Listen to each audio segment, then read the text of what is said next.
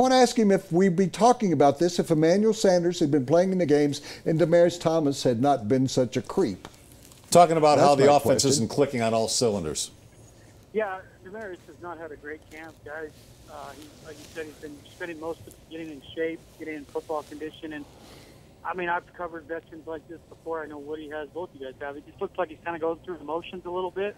Oh, yeah. And when regular season starts, you would assume, because there's so much at stake, not money anymore for him, but certainly the record, the season, all these goals he has, that it'll kick back in. But he just looks like a guy who missed all of the summer, and he spent most of this August just getting in football shape. So I'm not saying he's disinterested as much as this isn't the Demaryius Thomas I would expect to see during the season.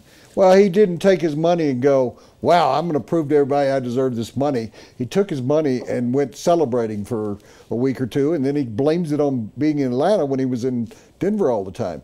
But I think when you combine that he's lackluster, as you say, not in football shape. How long does it take you to get in football shape? And Emmanuel's not playing, and I assume Emmanuel is hurt. I've been around guys that take a week or two off or 3 weeks with a hamstring because they don't want to go through the stuff. But if Emmanuel were there and Demaryius were playing well, I don't think we'd be having the discussions we are about the offense. That's what I'm saying. Well, it wouldn't hurt if Emmanuel were healthy. He's not going to play in the preseason. Emmanuel talked to us today, said that he feels close to 100%. He had a funny line saying, Emmanuel Sanders 0, altitude 1. He's trying to get back into game shape, but again, he's got a couple weeks. There shouldn't be any reason why he wouldn't be ready to go. But to your point, Woody, when Emmanuel's not in there, they slide double teams over to Demaryius Thomas. It affects coverage. Emmanuel Sanders can run past guys, and you have to respect that threat. And so when he's not in there, it does change it. What I'm curious to see what happens, guys, is if Emmanuel plays, which he'll start, barring something strange.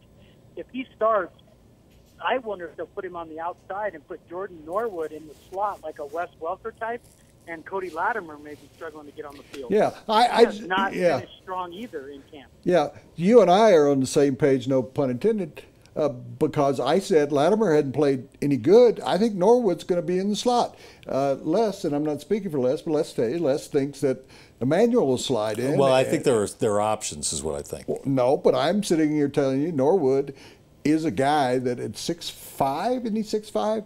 No, he's like 5'11".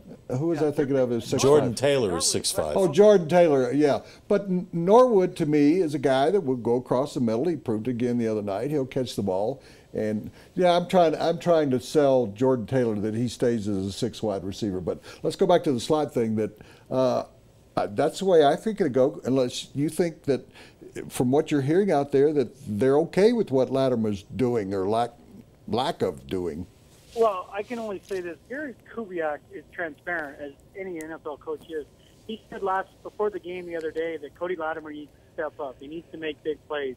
He's got a decent camp. He needs to see more from him, and we did not see that in the game. And Kubiak isn't sending he's not sending a message in any kind of subtle way. It's, hey, you need to do more. And at the same time, he said to me today about Jordan Norwood, he's gained my confidence. He's gained his quarterback's confidence. I just could see them using Norwood initially as a Wes Welker type in the slot, putting Emmanuel outside. But again, we'll see. Some of that's game planning, how they match up. But Latimer, the idea he's just a lock to be the number 3 receiver, that's not the case. Now, is he going to play some? Of course he is. But Norwood, they're using him in a way that suggests not only is he on the team, he could have a significant role early on.